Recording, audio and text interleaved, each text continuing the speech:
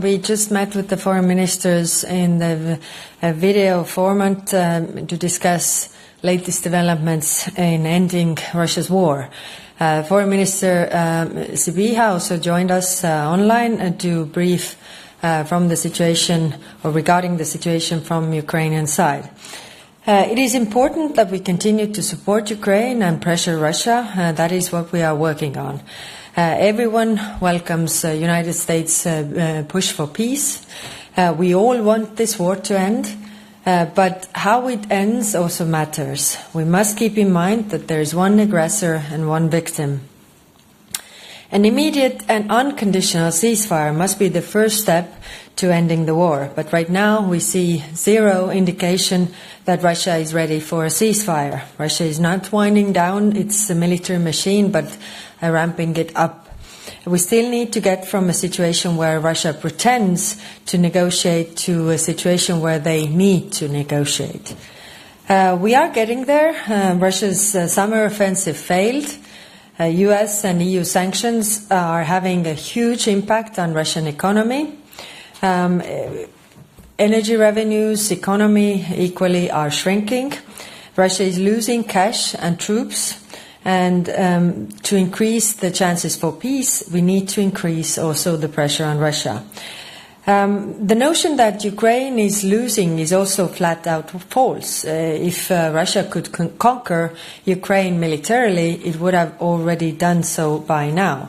Putin cannot achieve its goals on battlefield, so he will try to negotiate his way there. To secure the best outcome for Ukraine and Europe, we have to stay the course but pick up the pace. This means more sanctions to deprive Russia of the means to fight and more military and financial support to Ukraine. In the European Council, we pledged to cover the financial needs for Ukraine for 2026 and 2027.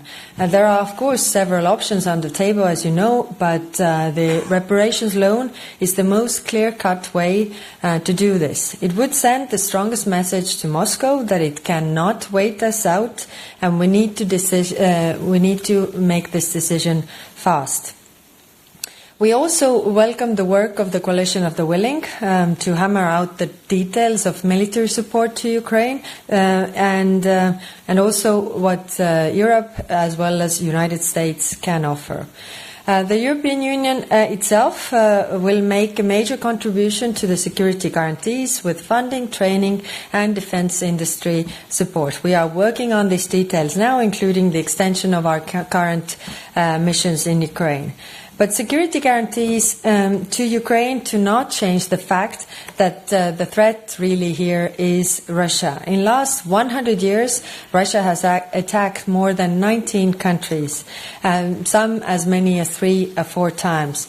None of these countries has ever attacked Russia. So in any peace agreement, we have to put the focus on how to get concessions from Russian side, that they stop aggression for good and do not try to change borders by force.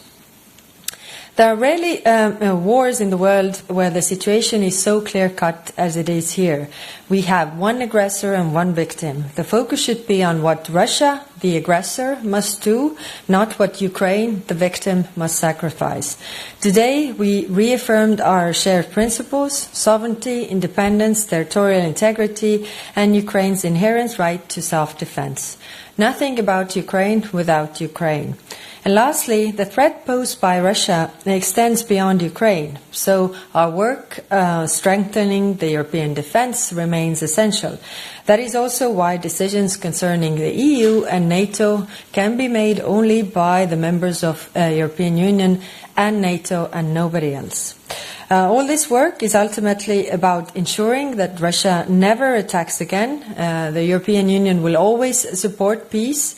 We are in favor of any peace plan that will bring a just and lasting peace for Ukraine, but it also ensures the security for Europe tomorrow. Thank you. Thank you, High Representative.